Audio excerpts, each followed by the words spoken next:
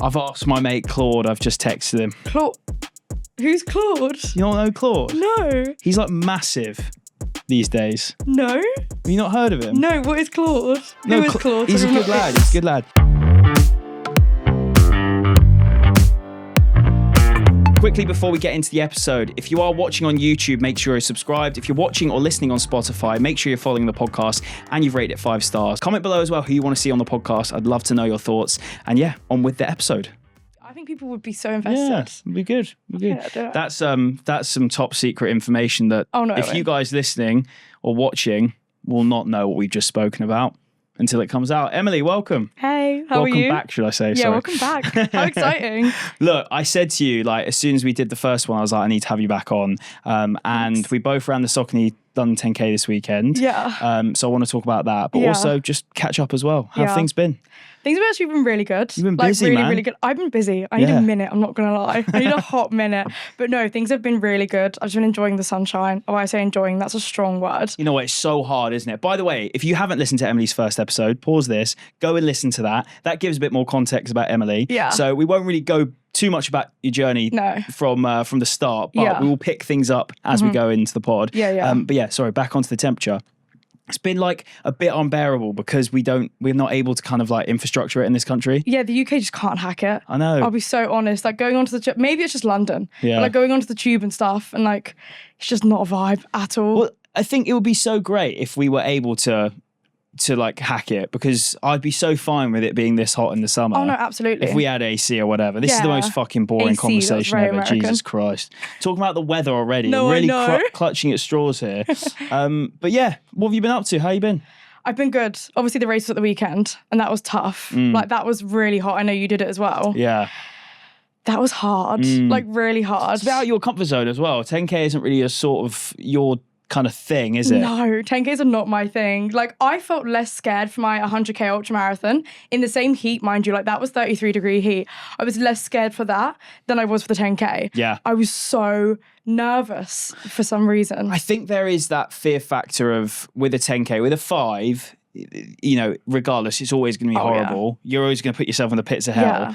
But I'm not experienced enough to be able to kind of bridge a gap between a 5 and a half in a way. Yeah, no, neither. Where it's like a middle ground of pain that I can sustain for 10K. For me, a 10K is a 5K effort just for double the fucking time. Oh no, that's the way I look at it. Yeah, just one big all out. Yeah. Essentially. Yeah. Yeah, no, anything like a 5K or a 10K. Have you seen that massive argument on social media, actually, to be fair? People are like, what's harder? What's harder, an ultramarathon or racing like a 10K and a half marathon? Because loads of people are like, well, in an ultra, you stop and you like eat and you take it slow and steady. But I'm like, but if you're racing an ultra and you're racing a half marathon or a 10K, what is the difference? Like, it's still hard. Right. So my limited experience, okay, I've raced.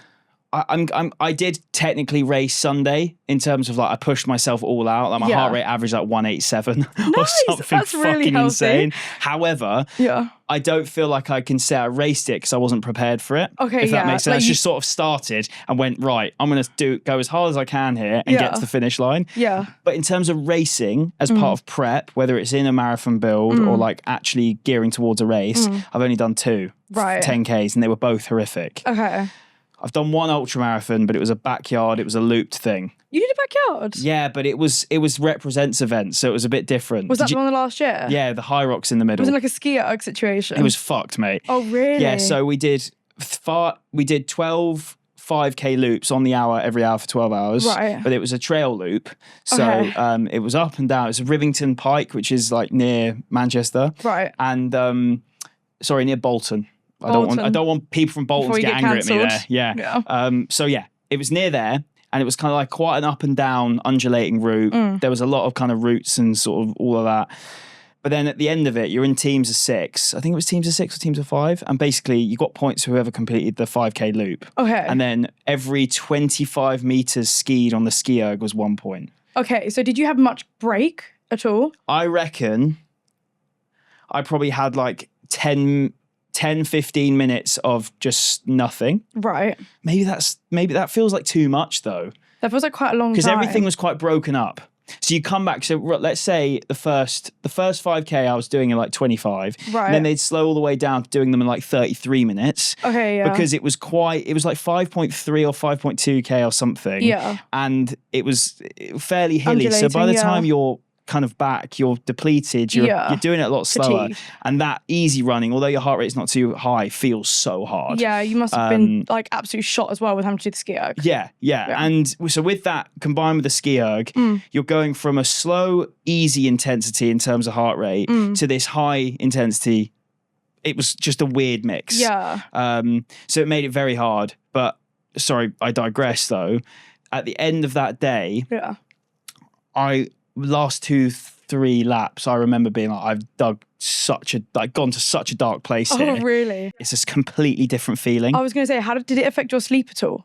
Like how you felt afterwards? Because I always find like after an ultra, I just don't sleep because I'm absolutely buzzing.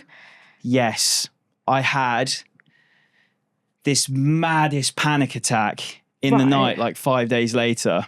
Oh, 5 days later? Yeah. So I'd done a 70.3. By the way, this is not advised. I'd done a 70.3 about 12 days before it. Oh, that's really healthy, yeah. And because I was obviously not like was fit-ish. Yeah. I was fit, but I wasn't like, let's say elite tier fitness. I didn't have sufficient enough rest, went and did this ultra. And then I remember 5 days later, I just woke up in the middle of the night and I was so like, convinced myself that I was having a heart attack. Oh no. One of them panic attacks. Really? Where you get in your own head. Yeah. Your arms go tingly. Ooh. And then all you need, no, I wasn't actually like having one. It was pure panic attack. Oh really? But it was like, I've had it before. And I feel like this is quite a common thing amongst blokes when you're overthinking to the level that you kind of convince yourself that something's wrong with you. Oh, really? Like your body's just shutting down? Not even shutting down, but you convince yourself that you've got something wrong with you. Okay, yeah. It's kind of like a medical anxiety. I was going to say like health anxiety. So I always had that quite badly. Oh, like, really? Not quite badly, only when I get to a really kind of like rundown place. Yeah. So that's what basically I had in the middle of the night. I just needed Izzy to calm me down. I was sound. That's awful. But it did affect my sleep. Yeah, I was going to say, I always find that after those races, like marathons now I feel fine, but I'll do an ultra. Like when I did London to Brighton, I didn't sleep the whole night. Really? Like actually that's a lie. I slept for half an hour, then woke up at like 1 a.m. and scrammed 2 portions of chicken curry. and then I was like so wired. Why did you have a curry? After every race, I really crave like chicken curry. What type of chicken curry? Oh, like korma, like something really basic. You know what? You can't be having a fucking vindaloo, can you? No, that would hurt my stomach way too bad. But like 2 portions of rice, 2 portions of curry, and just a shed load of salt. And then I'll usually have like a whole bar of dark chocolate. Okay, because that's just what your body craves, but only like hours after a race. But because I can never sleep, so I just eat. Yeah. Do you think there's an element of the fact that you've had so much caffeine and stuff dotted through the day, though? Yeah, maybe. I had a lot of caffeine during that race. You would have done. Yeah, to try and keep me going. So I think maybe that was probably why. Yeah. Also, as well, now this is me just tinfoil hat on. Your gut's your second brain. Yeah. You've been loading it up with carbohydrates. Yeah. Your gut's like, what the fuck's going on? Yeah. Your gut's acting as your brain. Yeah. Science with Callum. That was really good. You should start a science podcast. I think, wow. Yeah. God, that'll piss people off. But yeah, talk to me about the race. How'd you find it? What, the 10K? Yeah. So rough. So rough. So before I even started, my heart rate was like 130, 140. I was so nervous. And like everyone I saw, like I spoke to Becky Briggs and Holly Archer, who came 2nd and 3rd place woman. So like they know what they're doing. Like everyone knows they're very good athletes. So I was speaking to them and they were like, you're fine. Like you're going to be flying through it. And I was like, deep down, I was like, I don't think I am. My boyfriend paced me. So luckily, like he can very casually do like a 40-minute 10K. Like his PB's like 34 minutes something. Oh, wow. So What's that per K, 34 minutes? I don't know, like 3... Is that like 3:30? 20? Fucking like hell. high 320s, I think, 3:30. He's very fast. Right. But he's also a lot taller than me. So I use that as an excuse. He's got longer legs. Yeah. So he paced me for it. So honestly, if I hadn't have had him to follow and like look at the back of, then I would have. Yeah, did you just use him as a windshield? Yeah. Oh my God, I should have. Yeah, Aero. just tucked in like they do when they're cycling. Not that I'm a cycling expert, but no, it's wind resistance. Yeah. You just hide behind him, you're sound. I'm absolutely fine. I know. I should have. So yeah, no, I just followed behind him, and I was like really nervous. Like I say, my heart rate was already so high before even started. And then first of all, why is there a hill at the start? Why does it go straight uphill? Did you notice that? Yeah, like so you come straight out. I said it in my video. I was like, why is there literally starting on a hill? Why is it why is it going uphill? So I did that. Whatever. And then I felt fine up until about 5K. And then for some reason, I think it's because the sun came out. I don't know what wave you were in, but I was in wave B, and we started off and it was pretty shady. The sun all of a sudden came out and I just felt like I was absolutely dying. Like my heart rate was all over the place. Like I literally turned to my boyfriend and I was like, I can't do it anymore. He's like, yes, you can. Like, just grit your teeth. Like, you've done worse things than this. I'm like, yeah, it's so true. So I just powered on to the end and I did PB. I wanted to get closer to 40 minutes, but I got 41:16. So still that was 30 seconds off, which is still good.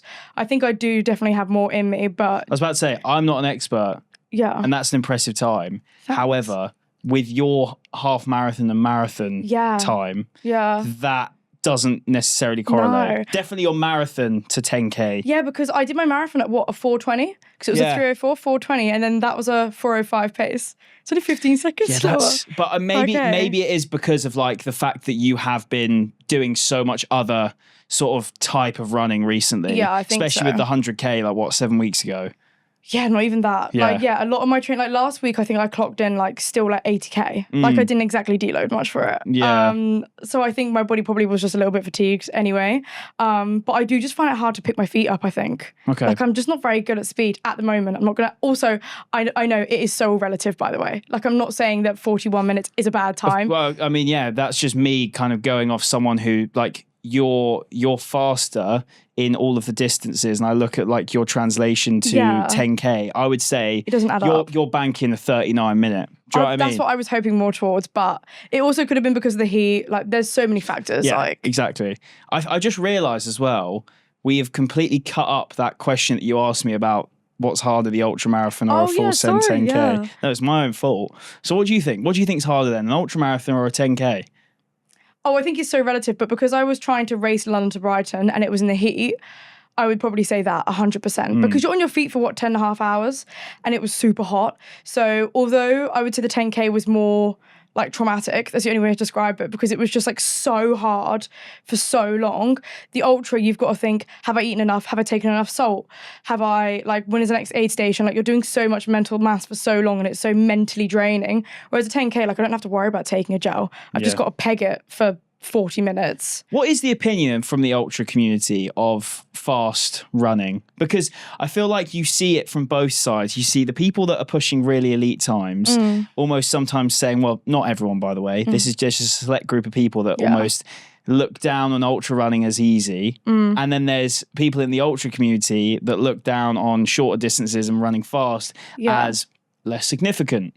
What is what's your take on it all? I think it really depends on how you look at it, because I'm sure if you ask people Tom Evans or Rachel Entrikin, these people that are absolutely trying their hardest, bombing it in these races and absolutely smashing it. Well, they are world class athletes. Exactly, 100 mile, 200 mile ultras. That takes another level, in my opinion, of discipline. Think about the intensity and level of training and the technicality of training to not get injured and things like that, to be able to do that. They would obviously argue that's super hard, but I think the people that are at the top of the game them have respect for those that do fast, shorter races. And I think, again, people that are elite marathon runners have respect for those that do really hard ultras. I think it's more of the middle group of people that just try and fight against each other as an ego boost. Yeah, definitely. I think there's also when you're coming from two separate worlds, running obviously technically is the same sport, but it's a different sport within a sport. Yeah, exactly. My training for a 10K looked completely different for an ultra, and don't get me wrong, I definitely find the ultra training way more fun. Because it's just loads of longer, longer hours, mileage, more Stairmaster, those sort of things. I just love switching my brain off. Yeah. Whereas in a really short interval session, you have to really think. You see, it's interesting. Maybe it's obviously for me, I have not got that instinct yet to try a disgustingly long race. And really set a goal for it. I haven't had that want or desire yet, and I'm not going to force it. Yeah. But when I'm doing a 10K prep, I absolutely love the sessions that will come with it. Oh, really? The short, sharp, punchy. Let's you a few minutes at this pace, then a few minutes into this pace. I absolutely love a track session. I like that sort of thing that will make you feel like you're in the pits of hell. But it's only going to be an hour long. You're done in an hour. When I did the 10K on Sunday, obviously for me, I was going into it completely unprepared, had the England match night before, very, very hungover. And I was like, I'm just going to do this and see what I'm capable of. Yeah. And I actually thought that I was going to struggle during the race a lot more than I did. It felt horrific. It felt horrific, but there was not one part. I thought there was going to be multiple moments where I'm like, I'm going to have to be sick or I'm going to have to just stop. But I didn't have that. Yeah. Which surprised me. I was going to say, watching your race vlog, I thought you'd be more written off than you were. Yeah. Like maybe, obviously that's just me watching it through a screen, but I was like, the fact that you, like, it's not even just necessarily alcohol, but it's lack of sleep. Yeah. And I had 3.5 hours sleep, I think. Yeah. And in 3.5 hours of sleep and you have to go out in the sun and the heat anyway is rough. So to then be hungover and absolutely leg it for 10K.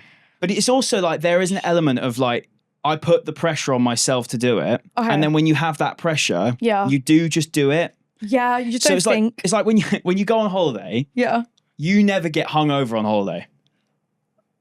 You know what? I never get hungover on holiday. I can't say I haven't drank for like 3 years. Right, fair enough. So but when I'm getting drunk on holiday, I'll feel grim the next day. Yeah. So suddenly my day just starts from there. You just spawn in. Yeah, so you're saying at your wedding you felt fine the whole time? Oh, I felt horrific when I woke up on the wedding morning, like from the night before. Yeah. But I was like, I've got to go and see the planner. You just clock I've got to go and walk around the venue with my best man and just sort everything out. I was just like, I've just got to do it. Yeah. It's just like, I'm fine. That's another level of commitment that I generally... But I'm terrible when it comes to like UK, when I'm at home, okay? I will feel like shit. Why is that? Do you drink differently? No, I think it's more just like, it's a mindset thing. It's a mindset thing. Do you drink during a training block? Yeah, I've spoken about this actually. I think I've tried to make sure that when I've been posting on socials, because obviously this life that we lead is very unique in a sense that we make content around running, or we make, this podcast is part of my sort of week. Yeah. I've got so much time if I want to train and flexibility to train. I'm not going to then sort of like almost move to having a kind of like athlete lifestyle when I'm not an athlete. I'm someone who enjoys running, but that for me is not something that I want to have my kind of life dictated around. And that's, each their own. Like you said I'm drunk for 3 years. That's a commitment that you've made, and that's a really great thing to do. Yeah. For me, I'm like, I still enjoy going to have a beer. Yeah. So I'm not going to kind of stop that. However, if I'm doing a marathon or doing like a really important race, I'll usually have a few weeks off beforehand. So like marathon, usually a month before, I won't drink a thing. That's pretty good then going then, because a lot of people do so just drink throughout. There's nothing against that as well. Like I'm not against drinking. Like I don't look down upon people that do drink. No. It's just whether you can hack it or not, I guess. Yeah. But I guess like the fact that you don't see running as your whole identity, I think is quite healthy as well. Like just having that balance and being able to still enjoy yourself. Because I feel like a lot of people now, it's like the lock-in culture. I feel like sometimes we take it a bit too far. You know what it was? I think it was London Marathon this year. Genuinely actually like made me change up the way I kind of look at running a little bit, because I absolutely love training for races and I feel amazing for it. It makes me a better person, makes me a better partner, a better friend. Like I'm a better human being having that consistency in my life. However, I really, really worked hard for London and it went terribly. Right. Well, not terribly. I still PB'd, but what I'm saying, comparative to what I was wanting to achieve, and I did set my goal too high for myself. Yeah. But comparative to what I wanted to achieve, I didn't I worked really hard to get to that point. I sacrificed a fair bit in terms of like doing things and, social plans and stuff during the block. Probably more so than I should have. Yeah. And it ended with an outcome that still wasn't amazing. And obviously you can put so many different things down to that. Yeah. But ultimately, I feel like I sacrificed a little bit too much for what the outcome that I got. Yeah. If that makes sense. No, that does make sense. So I'm like, right, next time, I'm like, if I just do it with a bit more kind of, you sort of carefree and sort of like shackles off and just do it for enjoyment rather than putting pressure on myself. Yeah. Then I might have a different relationship with the outcome. Yeah, no, 100%. Sometimes you do just have to throw shit at a wall and see what sticks. Yeah, like so I love that saying. You just so good. Like just like with like my PB at London, it was the 304, and I went out and saw the Prodigy the night before. Oh, of course, yeah. Because it was for my dad's birthday. I bought it for him for his birthday back in September last year. And I was like, I can't back out. Like, it's the night before London Marathon. Like, I live in London now. I was like, screw it. Like, I'll just do both. So, and as someone that doesn't drink, it wasn't that difficult. No, like, it was just a late night. Yeah, it was just a super late night. So don't get me wrong, I only had like 4 hours of sleep. But I was like, I think I was so happy and high off of like seeing how happy my parents were, and also seeing The Prodigy, because that is very much like, do you know that their kind of music? Yeah, of course. I was going to say, like, very, I don't know tons of their tunes. No, but it's very like intense music. It's heavy music. Yeah, exactly. So it got me in the mood almost for London. Nice. So even though I was tired, I feel like, because I was so happy, it sort of balanced itself out. Also, as well, I think what was really great for you is because you had other things in your calendar where London wasn't the be all and end all. So you could run with the shackles off. And I think that's my biggest issue. Like, I didn't run with the shackles off. So I've learned so much from that to go, right, happiness comes from, for me, training for something and getting an outcome. Okay. So the training keeps me kind of like focused and stuff through the way, but also don't let that training stop me from doing other things that make me happy. Yeah. However, if I do more other things that make me happy during the training block, the outcome is going to be less pressurized because I'm not happier, but I'm kind of I'm putting less pressure on an end goal. Yeah. If that makes sense. 100%. I think so much can be said for being happy during your race and during your training. Like, even if it's not quote unquote optimal, I think if you're like 70, 80% there and like 20, 30% like just like flying with the fairies, I think you're going to get, in my opinion, obviously I'm not elite, so don't take my complete word for it. But I feel like I get a better outcome for my races than I would if I was to be super strict on myself and like be super uptight and worry about every small tiny metric. Yeah. But like I say, I'm not like elite, so I don't Well, you say need that to. You're not elite, but I did say this in another podcast, and I genuinely believe that like you, out of the kind of like female social media creators, like you deserve like a lot of respect to your ability. Thanks. Like, it is genuinely unreal to see what you've done. Like, as you said, the 100K race, which you won. Yeah, that was 7 weeks ago. That was mad. so fun. Although I was actually quite disappointed with my performance. I've not said this online yet. I was actually kind of fuming. So okay, right. So take away the time for a sec. You were the best person on the course. Surely that's all that matters. Yeah, but still 5 men beat me. Don't get me, like, I was top female, but I mean, don't get me wrong, first place guy was wild. He set like a course record. And I was so annoyed because I think I was only like 15 minutes off of the female course record. And I was like, if it wasn't as hot, I so could have got that. I think I was just annoyed with the heat. Like, I'm really happy with my performance, like, regarding the heat. But in my head, I was like, I could have gone faster. If it was like just a little bit cooler if we weren't in a heat wave. But I think I was so happy during the race. It sort of made up for it. Like, at no point was I was like, what place was I? Like 22nd. And then like over the halfway mark, I just kept overtaking people and everyone looked so miserable. I was just having the best time ever. Yeah. So I think that's why I just... What do you think allowed you to perform so well in those circumstances? Because it was really, really hot. I was really on it with my salt. Okay. Like I took like not loads of salt tabs, but like I timed my salt tabs. I have, within reason, a stomach of steel. Okay, nice. So I could still, like regardless of how hot it was, I could still eat, take on gels. I was taking like so many gels. I was eating loads. I also drenched myself in water. I think at the 80K aid station, they had like a children's paddling pool, and like all the like women that were perhaps doing, or like some of the men as well, who were perhaps doing the shorter distances that were a little bit in front of us, were like sat there with their feet in. And I was like, oh, can I get fully head in? They were like, yeah, go for it. I'm talking with phone in pocket, headphones in, like dunk myself in this paddling pool, get out, I'm like drenched, and I was like, off I go. Did you not get like mad chafing from that though? No. When you're like soaking wet? No, because I just made sure everything I was wearing was like quote not unquote, in the water. Like, no, drenched. I'm talking dripping. I'm talking like look like I've just come out of like a lake or the sea. That's brilliant. No, I just wore like short like longer sleeve tops and shorts and stuff to make sure I didn't chafe in areas that I normally would. But now it's fine. I don't know. Maybe I was just enjoying myself so much I didn't realise. You say about that kind of like enjoyment and that feeling of having the joy for it. Do you think that's something that you learn when you're doing a race or training for a race? Or is that something that you kind of actively try and ensure that you do? Like, maybe the best way of looking at it is it something you actively try to find? Or is it something that just comes with the process of it? That's do you know what I'm saying? Yeah. I mean it in kind of a less deep way. Yeah. I think it's a bit of both. So like, I think the better I've got at longer distances, the more I enjoy it. Yeah. But like, because like, obviously like your body your body's ability. Like I did an ultra 10 days after, or like 2 weeks after with one of my mates. I was like 70k in half the time of my life. Listening to a bit of like Bring Me the Horizon, running at like a 5-minute pace. I was just like absolutely loving life. Wow. So I do think that like, although it is in the process and like getting better at long distance running, like people that have done multiple marathons, they'll probably say, okay, my third marathon was my favorite because I wasn't redlining and dying like I was in my first and second. Maybe not the case if you put like, I don't know, a time pressure on yourself, but I think the more you experience it, the more you enjoy it. But also I do think like deep down, like, oh, it sounds so cringe, but I do think ultras and like trail running is what I was made to do. Yeah. Like I just like, when I'm doing it, I'm like, no, this is like so me. Like I'm having the best time, bit of like Linkin Park in my ears, like flapjack in hand. I'm having a great time. Yeah. No, I'd love to kind of like sort of experience that sort of euphoria during a longer distance race, because I've had it during a marathon, definitely.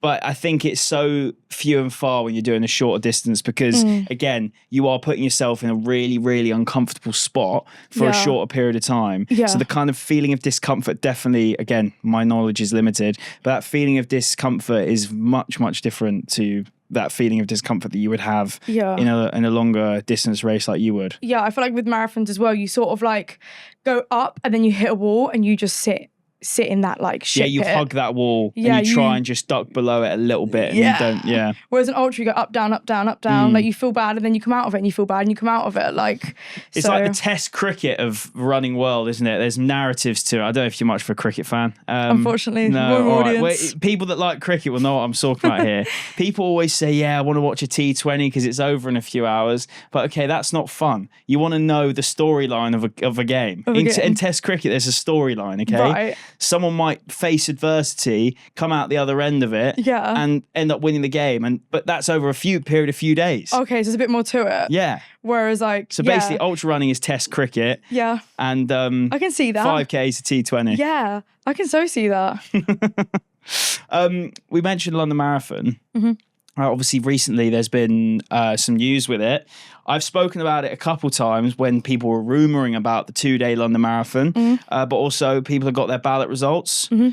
Did you apply to the ballot? I applied, but I didn't get in. I'd like to pace someone next year if I do it. Yeah. Because our run club is obviously a London-based run club, so we want to try and get some community spots for our run club members, which would be sick. That'd be so good. But I don't. You know what? I'm looking at next year. I'm hoping to do Valencia this December.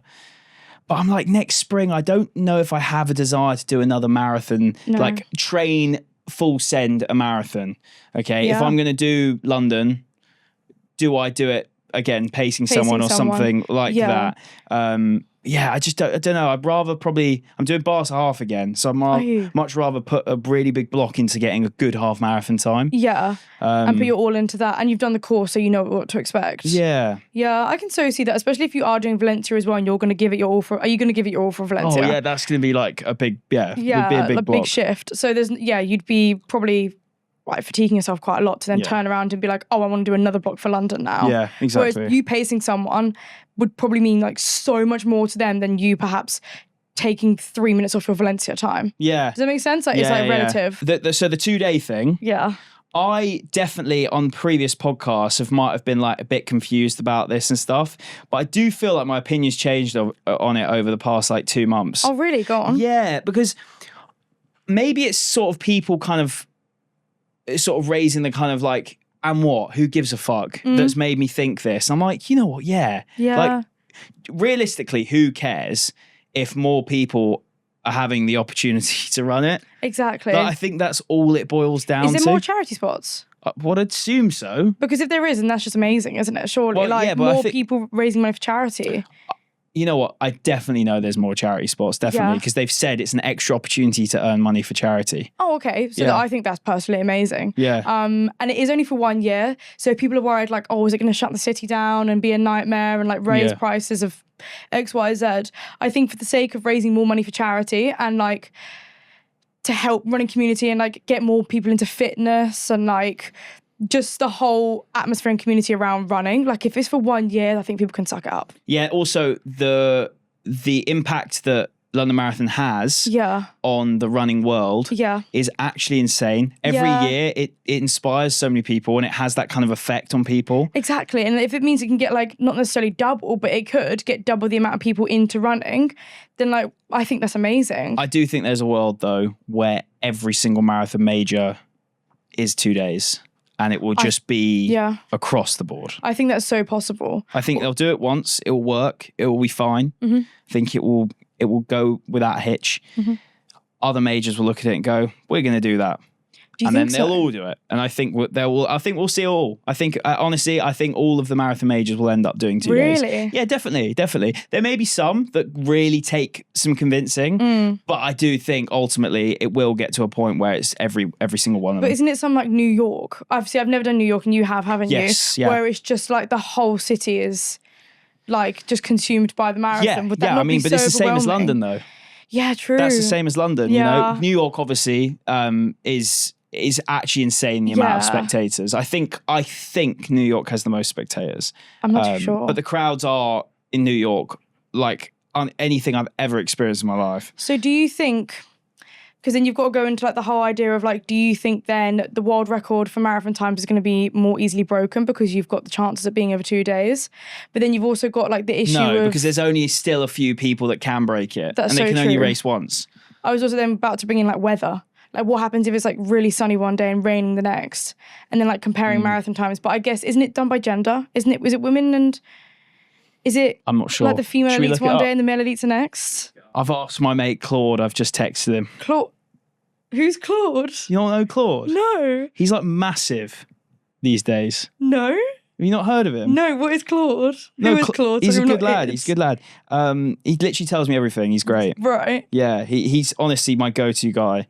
So yeah, Claude's just said it's a one-off double. As we said, we established it might not be a one-off double. Right. But okay, yeah. Key mechanics. Okay. He is brilliant. He gives me a breakdown of everything. Right. Yeah.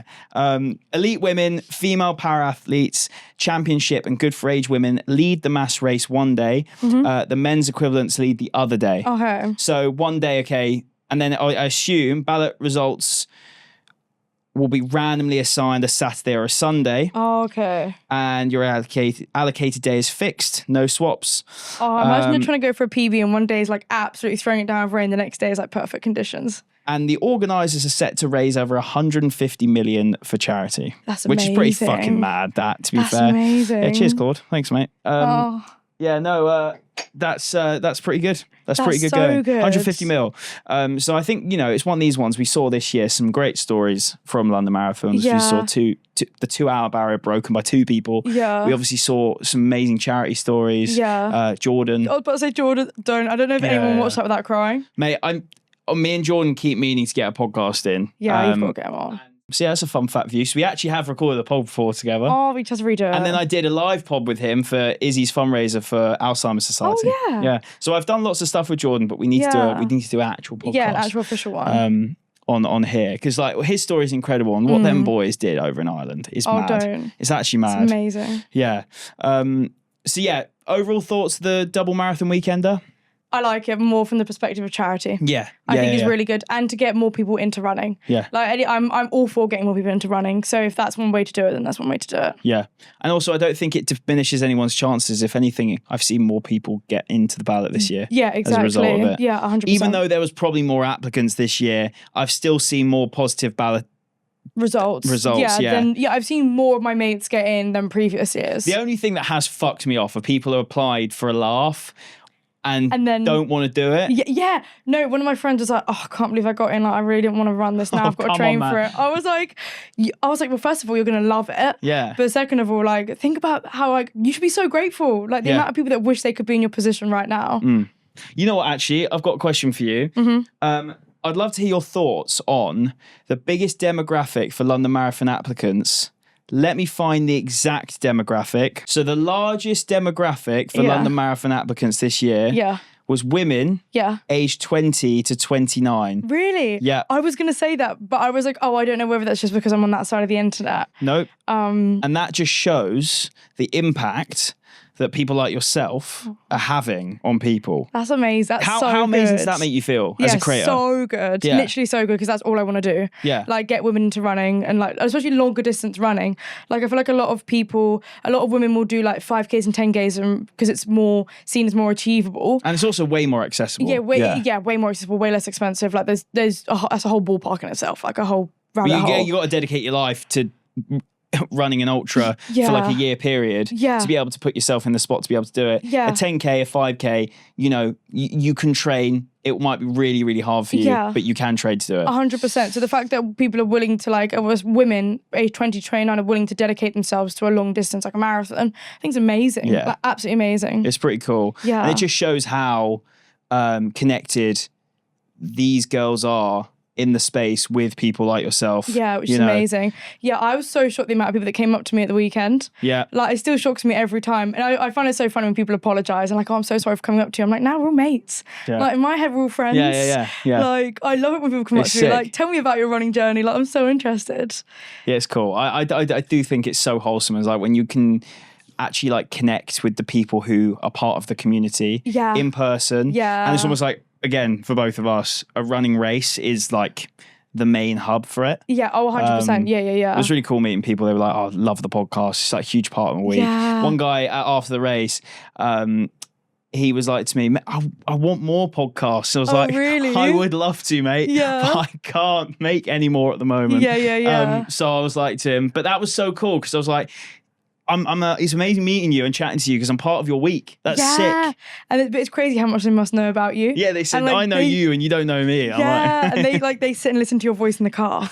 Like, you know what I mean? Like, crazy. That is mad. So it's quite cool. It's very, very cool.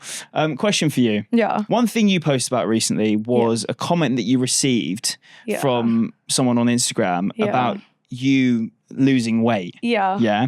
And I don't want to sit here from a perspective and talk about that side of things, but I want to talk about the reaction and what I saw from that reaction. Yeah. Are you happy for me to read out the comment? Yeah, no, absolutely fine. Yeah. So you made a video about this and I screenshotted the comment because I needed to read it properly. Yeah. And it just confused me on quite a few levels. So someone said in your video or in one of your pictures said, yes, but girl, let's please address that you have lost a lot of weight, which I view as concerning given it's a pattern that's occurring across the vast majority of female running influencers.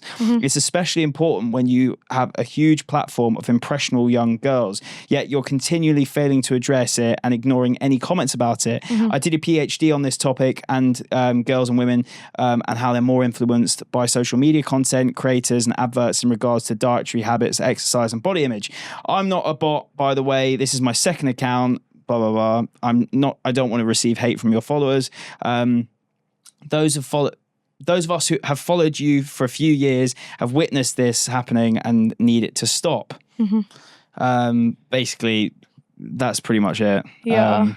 So yeah, when you saw that sort of comment, firstly, it must have pissed you off. How do you feel when you see something like that on your page? I think it's so tricky. And first of all, there's no hate towards this girl because I do understand that my weight has changed, but there are so many different reasons behind it. And I think when people watch you online, they feel like they know you in more depth than they do sometimes. Yeah. And they just made the assumption that she's lost weight. There's a whole pandemic going on right now of like skinny jabs and people losing weight and getting stress fractures and getting ill. She must be one of them. Do you know what I mean? Whereas actually back when I first started doing content in 2024, 2023, I was still emotionally eating. And I still would say I was probably deep down, not necessarily binge eating, but emotionally eating, probably up until summer last year, like just relying on food subconsciously to like make myself feel better over situations of like family illness and just like personal life things.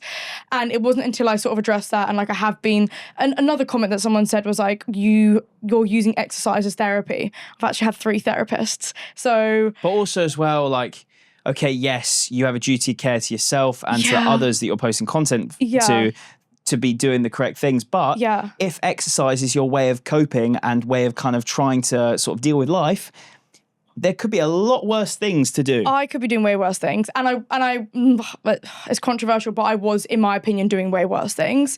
And obviously I'm not going to go into the detail of that, but using running as a way to deal with my emotions is a lot healthier way than I could have been dealing with it. Yeah. And obviously running does not replace therapy. Like I still push go to therapy and take care of yourself, take care of your body, your mind, everything. But I always push. I think the reason why it got to me is because I always push to be healthy, eat lots of food. I do eat a lot of food, and my friends and family that see me in my personal life know that. I'm a big eater. I love food. I was a smaller frame before I started emotionally eating. So in my opinion, I've just gone back to that similar frame as to what I was before. And I do train. I run like 80, 90, 100 kilometer weeks. Like it's very difficult to maintain the body I was when I was emotionally eating, say 6,000, 7,000, 8,000 calories a day and not running to the body I am now where I'm no longer emotionally eating. I'm still eating like 3,000 calories, 3,500 a day. But I'm also exercising and training. And I would say I'm like a normal, not normal, I mean, body size is all subjective, but I would say I am a healthy weight. And I train, I lift a lot, I'm strong, I am healthy. And another thing, I haven't got injured, like touch wood, but I have not been injured. I haven't got a stress fracture, and she's just assuming that, and she said in the comment at the end that I was going to get injured. Like she sort of said that like, if I don't stop what I'm doing, I'm going to get injured, but she doesn't see what I eat. She doesn't see how much I eat. She doesn't know me personally. So I think that's the reason it rubbed me up the wrong way. And also because a guy called Kevin, right? Kevin, no profile picture, like 5 followers, messaged me the day before saying he needs to eat a burger. And I think that was like, I got that and then I woke up to that message and I was like... Yeah, it's really interesting, isn't it? How sometimes troll comments really kind of set a fire in a way that's kind of, you want to do something about it and make an example of it. Yeah. Or they genuinely make you laugh. Yeah, it's 50-50. But I think it was because when I was younger, I had an eating disorder, and she was saying how I'm affecting, like, I have young girls follow me, and like I could be affecting them, and like that really brought me back to my younger self. And I was like, I do not want someone who's like 16-year-old Emily watching my content and think I need to restrict myself. Yeah. If I want to be a fast runner, if I want to be an ultramarathon runner, if I want to look a certain way, I need to restrict myself because I don't. Like, I generally eat. I would love to see someone eat more than me. Yeah. Like, apart from like my 6'5" boyfriend, obviously he does eat more than me, but like I eat so much, and she just doesn't. Like, people don't see that online all the time because I don't post everything I'm eating all the time. The way I look at it, okay, and I've spoken about this with so many different people on this podcast. Like, Holly, most recently, we were talking about creators setting standards and stuff and things like that, and we had a really interesting chat about it. Yeah. My question to these people who are saying this, she's saying you're losing weight, you know, you have more of a duty of care to your followers to set a better example. What is that better example? Because if you're not losing weight, okay, I look at you, okay, and this is me as a man who has very little knowledge about female anatomy. Yeah. I look at you and go, you're a strong individual. Yeah? Yeah. I would never look at, I don't know whether that's because I don't have the emotional tie to a female kind of like, I guess, eating habits or kind of weight habits or whatever. I don't have that same emotional tie, so I don't know. Yeah. But the way I look at it and go, what Emily's doing is fucking inspiring because she's running fast. Like, she's proven that there's no barrier. Yeah. She's gone and won a 100K race. Thanks, and she's pushing herself in the process. Yeah. Also, she's showing that you can do it by also just, I don't know, giving something new a go. Like, it doesn't need to be to that level that you're doing it. You're still giving that sort of inspiration. Yeah. I'd love to know what they're wanting from this situation. Are they wanting you to just like post a video of you just like eating about 10,000 calories worth of food? Yeah. And then you'll get comments from people saying this is fucking unhealthy. You're going to get diabetes. Yeah. You generally can't win. Like, I've had comments of people being like if I have posted perhaps me like having a 5 Guys or whatever, being like, you know, you could probably run faster if you just stop eating the junk food and stick to a whole foods diet. And I'm like, I honestly cannot win. I think it's because women are pushed online so much, like, lose weight, and we're seeing a lot of celebrities lose a lot of weight and look really unhealthy. I got a bit of stick for my comments about Serena Williams on our pod. I called Serena Williams a wanker as a joke because she promoted Ozempic, and then someone messaged me or commented saying it's a real show of your character, calling a female sports person a wanker. No, it's not the fact that she's a female sports person. It's the fact that she used to, and still does show strength. Mate, Serena Williams is the greatest of all time. phenomenal. She is the GOAT of tennis. But then obviously highlighting skinny jabs to people, that's... I just don't, that was the... Anyway, we're not going to go back into that, but I just found that quite funny because that is quite funny. The internet loses all nuance, doesn't it? And it particularly feels sometimes in the fitness and, active space, there isn't really a lot of nuance. And look, I do think there are some people that clearly are struggling. I do think there is an element of responsibility that needs to be made 1000%. by people, especially who are posting to a lot of like young women, as you said, as that person said in the comments, like, women tend to buy into people on social media a lot more than men do. Yeah. But that's not anything that you can kind of really control. You're doing your absolute best to kind of prove that you're doing it in a healthy and strong way. Yeah. And I really try and push that. But I also think you have to look at it from the other perspective. And I'm like, if they think I'm crazy, what do they think of Hugo?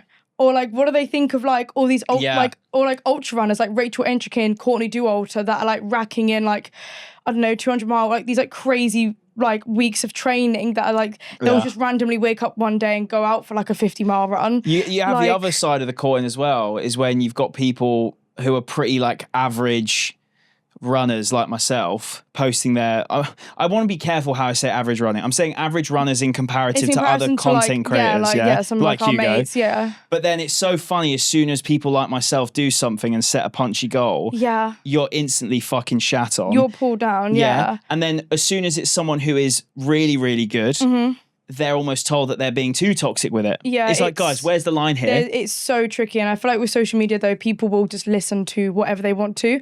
But like I say, you do have a level of responsibility, and to showcase whatever you're doing, it is healthy, and you're not perhaps feeding into like the toxic cycle of the internet right now, because I think it can be a bit of a touchy space, especially for women and women's health. Did you see Izzy and I, we went viral for our surname video. Did you see that? Oh, no, I saw the video, but so it got 2 million views. Did it? And obviously that means that incredibly normal individuals were commenting on it. Okay. I feel like when things do go past that 1 mil mark, though, it's so funny. It's so funny. Some of the comments are hilarious. And you know how I was saying you've got that duality of like, one day troll comments will really get to you, and one day troll comments will literally just entertain you for hours. When I tell you that video entertained me for hours, it was hilarious because obviously, for those who don't know, I double barrel my surname with my wife, so I've got her surname now in my surname, and people were like, excuse my language here, I'm literally just speaking verbatim, it's like, bro, this is gay as fuck, this is and they were calling me a cuck. That's so stupid. That's so stupid, and also insensitive. Like, I don't care about that, because ultimately, like, they've not got anyone showing them affection in life if they're saying stuff like that. I was going to say, you two seemed so... Well, not seemed. You two were so happy that weekend. And, like, why are they trying to make something so happy so dark? Oh, yeah. I mean, but it's... To them, they genuinely believe that a man giving his wife the exact same right to a name as themselves is bad, because they think that it is a divine right to... Do you know what I mean? I did laugh because I was like, there's a funny element to this where you've got people that genuinely exist that believe a man giving 50% right to a name to his wife is like sort of... I can't think of the word. I can't be asked to explain it. You get what I'm saying? Yeah. It always brings out strange individuals, though, doesn't it? 100%. But yeah, talking of strange individuals, have you seen all of this Meta Glasses drama? What about people filming each other without consent? Yeah. Yeah. There seems to be this real hot kind of like idea about consent now, which rightly so, with these Meta Glasses, and how a lot of people who are using them are just filming social media videos. Yeah. And a lot, like 90% of people don't know that person's filming. Yeah, no, I've seen that, and I do think it is quite creepy. I've got those Meta Oakley glasses, and I used them once, and I haven't used them since. Firstly, the footage you get from them is pretty shit. It's dreadful, yeah. Secondly, what am I going to do with that footage? Okay, it might make a running video, but who wants to have a running video of me just panting? Yeah, in the background. Actually, to be fair, Nick Bester does it really well with his head cam during races. I was going to say, I've seen some of his videos. It's a different thing, though. It's a perspective, like, from a sub-elite runner. I was going to say... Yeah, so that's that. But then thirdly, I'm like, it feels weird. With a camera, I think Johnny Davies put this on his TikTok. He made a really good video about it. You wouldn't just stick a camera in someone's face, when you've got a camera, okay? If I go like this, you know I'm filming. Yeah. All right? But glasses. And then you can go, don't film me, mate. Yeah. But with glasses... You can't tell. You fucking can't tell. I think it's really, really creepy. Like, really, really creepy. Yeah. And it just makes me hyper aware now of like if someone's like wearing them on the tube or something, like am I going to be in someone's video? I know. And like as someone that creates content, I would never stick my camera in someone's face or film someone without consent. So I think it's just weird when people walk around filming it. Yeah, Meta have definitely kind of like, I don't want to say drop the ball because it's kind of like, I don't know. I feel like there does need to be something done about it in a way. They need to make it maybe a bit more obvious or something. Yeah, 100%. Because when does it get to a point where like, I don't know. If it almost feels like maybe this is controversial, but it feels like CCTV cameras. Yeah, it's like, a bit dystopian, isn't it? Yeah, it's a bit weird. And like how you like can't have certain like rooms with CCTV, but like someone could walk in with a pair of glasses, and like I don't know. I just find it really creepy. The issue is as well. I've heard this from multiple sources that Meta are pushing videos of people pushing videos that have been using the Meta Ray-Bans. Really? What, on like the algorithm? Yeah, because it's using their own product. Yeah. I to be fair, I haven't seen too many, but I don't know whether it's just like the type of content that I do watch and like and like. But yeah, very strange. I think some lad came up to me in Westfield yesterday. They just ran up to me and went, rock, paper, scissors, and I was like, no, mate, what? And I was like, instantly, Izzy and I looked at each other as like, someone's filming that. Yeah, no, 100%. Someone's trying to make a viral video. Yeah, out of that. And it's like, why is this guy... it's just this whole makes you uncomfortable. It's this whole kind of like reaction culture that we've got now. And it's kind of just like, as a content creator, you look at it and go, am I part of this problem? Yeah, I was going to say that. I was like, of some people maybe listening and being like, but you guys are adding to the problem being content creators. Yeah. But I don't know. I think we try and put a positive message online. Even if it's not like a video is not the most positive, let's say, you're still doing something that's not really harming anyone. No, exactly. Yeah, I feel like it cycles back to like the level of responsibility. Have a level of responsibility to not film people in public. Yeah, no, it's really strange. Be interesting to see what they do about the whole glasses thing because they've not had the best of PR recently. Oh, really? I haven't seen it too much. No, but again, that might be your side of the algorithm. Yeah. Let's keep it that way. But yeah, summer training. How has that looked for you? Because speaking from a personal standpoint, I obviously had my wedding and then come back England the World Cup. I'm sort of not really training too much. I've done like 30k weeks, which for me is a kind of neutrality, I would say. Yeah. And it will pick up and go down. And like I've not been consistent with anything. Yeah. But I'm absolutely fine with it. I'm like, I have absolutely no beef with myself or no kind of like guilt or anything like that. Yeah. How do you approach the summer when you're kind of out of training block?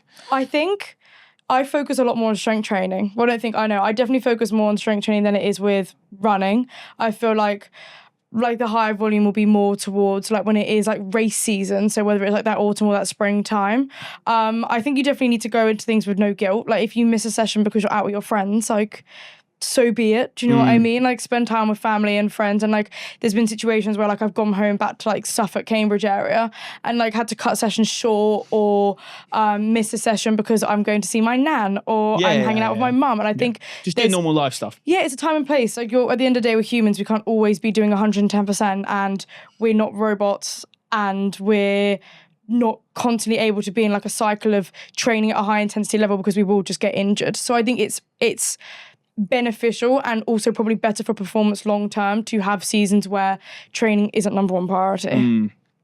What's your current training routine look like? Are you kind of training for anything or is it a case of just like keep ticking over to improve when it does come around? Well, I do have 2 races coming up, but they're not like like London to Brighton. I was like locked in, like I will not miss a training session, like I'm on it. These are not really they're not really as serious for me. So next week I'm going to Germany. I'm doing this thing called 99 laps. I don't know if you've seen that. No, I'm not over. Essentially, it's like 1.8k. It's like the first year they've done it. 1.8k loop. And the slowest person gets knocked out every loop. Yeah. That sounds so fun. No, but one of the world record holders for the 100k is doing it. And a few of the Elite 15. Why am I there? Oh, is it like a speed race, not like a trail thing? No, it's like on like I think we're like going to be tanning tarmac. Like I'm pretty sure it's on the road. That sounds but it's like all unreal. Undisclosed. It's in Germany. Who are you doing it with? Is it a brand? With ESN. But I'm the only one. I'm the only UK person doing Alistair. it. No, Alistair can't come. Why has it just gone really quiet? It was aircon, I think. Oh, right. No, Alistair, I think, was meant to come but can't come or something. I don't really know. But yeah, it's just me riding solo for the team. Mad. So I've got that next week, but I personally, I don't think I'm gonna, like, I think I wouldn't be surprised if I get knocked out in top 20 because there are some absolute dogs, and it's not like male versus female, it's like all mixed. Yeah. And it's, I think, predominantly men, and it looks scary. Yeah. But, do you know anyone who's racing? No, everyone's from like all over Europe. I'm the only English person I know doing it. You say Elite 15? Yeah. What, some of the High Rocks Elite 15? Yes, yeah? I don't know them, like, I don't know their names, but it's more of like, apparently the ones from like Germany. I think it's the ones from like Germany or something that are doing it. I was just speaking to my ESM manager and I was like, I'm terrified. And he was like, just give it your best go. Like, it'll be fine. That's so funny, man. And then I've got a backyard in September, which also is just for a bit of fun, but it's on my granddad's birthday. So I was like, oh, I want to like do it because it's just wholesome. Yeah. What's your kind of like thoughts and feelings on the running space at the moment? Has there been anything that's kind of been a bugbearer for you? Any takes, anything controversial that you've seen pop up that you've not agreed with? No, nothing controversial that I don't agree with. But one thing I've noticed is a lot of people that were in the running space now converting to cycling. I don't know that always happens every summer, because I did that last summer for my 70.3. But that was only because I was training for 70.3. Oh, really? I could change in the future, but like I enjoyed cycling when I was doing it with other people in that training block. It's super social. But I've got no one really around me to cycle with, so I haven't cycled. I've got a triathlon next weekend. Oh, and I haven't. Yeah. Have we swam? Once. Okay, so this is optimal. When I went swimming, I just did the distance that I'm going to swim in the race. Okay. And I was fine. You'll be fine. It's not like an A race. It's an Olympic distance. Okay, yeah. And I've been running. So. Oh, you'll be fine. 1.5k swim, 40k bike, 10k run. That's fun. Should be all right. You'll be fine. I just need to go out on one cycle for like maybe 2 hours. Yeah, get the legs sticking over. Get it done. Yeah. With some other lads. Yeah. And we'll be sound. You know what? Going back to the start of the pod about the enjoyment side of things, if you're just having an absolute ball of a time, you could come out with an amazing result. Yeah, I don't think we'd go that far, Emily. Well, like, you never know. Don't be afraid of the power of optimism. Look, I'm a competent swimmer, but it is in the Docklands. I could be kicked in the face by every Tom, Dick and Harry. That's character building. But so has it wound you up, people going cycling? Well, I want to join in, but I'm also like, I don't rock a bike. I'll be so honest, like I'll leave that to them. Like, I do love trail running and everything too much. But no, I haven't seen anything like necessarily controversial at the moment. I don't know whether it's because we're not in like a marathon block and people aren't throwing out accusations left, right and centre. What have you? Have I?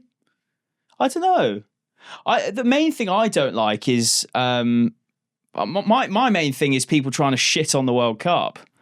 Oh, what? Wait, why? Just like people just being negative, man. Let's have fun. Let's enjoy it. Oh yeah, no, I just love watching what's his name, Haaland. Yeah, but he's not English, Emily. No, I know, but I think you should be watching Harry fucking Kane. I think he's so funny. Oh, Haaland's brilliant. I like him a lot. So funny. I just go on TikTok and look at like Haaland highlights of him just acting like a caveman. No, you know what? Look, there are a lot of issues that always crop up every tournament, which is not the thing that I'm speaking of. No, I'm more speaking of the kind of element of people not being happy for others enjoying it.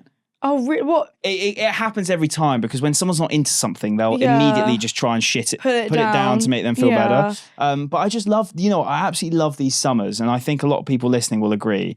Even if you're not a big football fan, it's the fact that everyone has this connected feeling of like sort of pride and excitement about something that's going on. And 100%. With how I want to say good our international team's been over the last like 8 years. Yeah. We've had this thing where every time there's a major tournament, we've gone so deep into it. It's lasted for so long. Yeah, 100%. The World Cup started in, what was it, middle of June? Yeah. 12th of June it began, and we're now almost a month later and it's still going on, and England is still in it, and people are still going to the pub. This week we had the chaos of trying to find someone for tomorrow night's game to go and watch it. Yeah. Everyone's got this excitement. I absolutely love it. So I feel like and we don't have a lot in this country, it feels like that people can collectively go, I'm buzzing about that. Yeah. There's a lot of kind of crossing swords sounds a bit dodgy, but the kind of the whole saying of like there's a lot of people just always going at each other. Yeah. And it's like, there's now a time where everyone's together. Yeah, let's just enjoy it. So everyone's just enjoying watching the game together. And like, even if you don't necessarily like football, like I'm not that into football, I still love it just for the atmosphere. Like me and my friends are going to go watch it tomorrow night. Yeah. Just for the sake of like the atmosphere and just enjoying it and being around other people. And I love seeing people get passionate about something because it reminds me of how I feel about running. Yeah. So I'm like, I just love like seeing how excited people get over football because that's how I feel about my sport. So why not join in and celebrate it with them? If people were as excited about football as I was about London Marathon, like what a happy world the place would be. Do you know what I mean? So I like to share it with them. Is your boyfriend a big football fan? Not massively. No, I think it's more of his family is, but he's not. He's been too fast. Fair. Like, yeah, it's just like fun, like going to the pub with your mates and having this just complete euphoria over something that just doesn't matter to like the grand scheme. No, it definitely does fucking matter. I'll be absolutely heartbroken if we lose. But it's this whole thing of it's a detachment from life where you're kind of like all coming together to follow the same thing and have this shared kind of interest in something. Yeah. It's so lovely. It's like 90 minutes of not thinking about anything else in life. Yeah, but even that is like the whole thing of, going to the pub early. Yeah. Settling in. Your mates all start slowly arriving. Yeah. You're all trying to find a pub to watch it at. Like it's this whole kind of like feeling of just like coming together, which we all don't do enough. Yeah, 100%. And so to have that every 2 years for a Euro, every 4 years for a Euros or 4 years for a World Cup is so nice. 100%. And just seeing everyone get so excited and come together.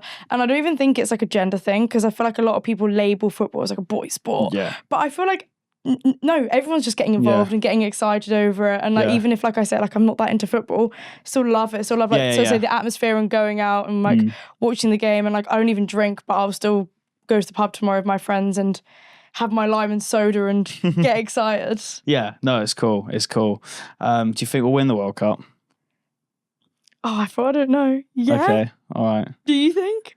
Yeah, I really hope we beat Argentina. Of course we're going to win it. We're going to win it. Okay, positive. Yeah. Why would you not think we're going to win it? No, because I don't want to jinx it. No, it's not even jinxing. Just say it. We're going to win the World Cup. Exactly. We're going to win the World Cup. No, and this is the thing, okay? We can, in life, have these things where it goes back to that whole thing of natural pessimism that you have for something. All of our, like British people, we love just acting as if something isn't going to happen. Yeah. Just to make ourselves feel better if it doesn't. Yeah.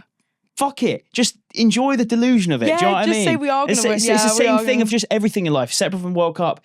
Just say you're going to do something. Yeah. Even if you don't fucking do it, it doesn't matter. Yeah, you can still feel that amazing kind of feeling of connection to that end goal. Yeah, 100%. Even if you don't feel like it truthfully. Yeah. I've just had a thing pop up on screen saying I'm tempting fate. Look, I'm not tempting fate. Be delusional. Yeah, because I'm going to be delusional. Yeah. Have you ever read the book The Power of the Subconscious Mind? No. Oh my God. Highly recommend. I read that before starting social media and Reddit, and that led to all of this. Yeah. Not to get all like whimsical and stuff, but it's a very good book. And it essentially just speaks about what you just said. What's the biggest lesson you learned in that book then? Essentially, you are who you say you are.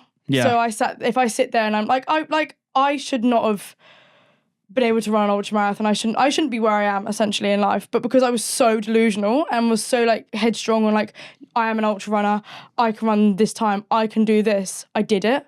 Does that make sense? Because I was so like, people say it's delusional, I say it's being optimistic and just believing in myself. Yeah. So that's a really good book if anyone ever wants a book recommendation. Okay, sick. Yeah, I think there's a real kind of like force in being able to be in a room that you don't belong in and feel like, you know what, I'm going to stand there with confidence. Yeah. And I think in doing so, you open so many other doors to yourself. Yeah, exactly. Like when I was growing up, like if you turn around to like my best friend Anna, if you turn around to like Anna and said to her when we were like in year 9, like, oh, Emily's going to be an ultra runner when she's older, she literally would have laughed. Yeah, she would have been like, what the hell? Because like, you come from a place where it isn't. No, and like I was so like no one believed in me. Like none of the PE teachers, my parents, like my mates, like no one believed in me when it came to like sport. Like I wasn't terrible, but I was like so bang average, especially at running. So to be where I am now, like is nothing short of just like delusion and optimism. When you say no one believed in you, was that kind of like a bigger thing rather than like, oh, she's just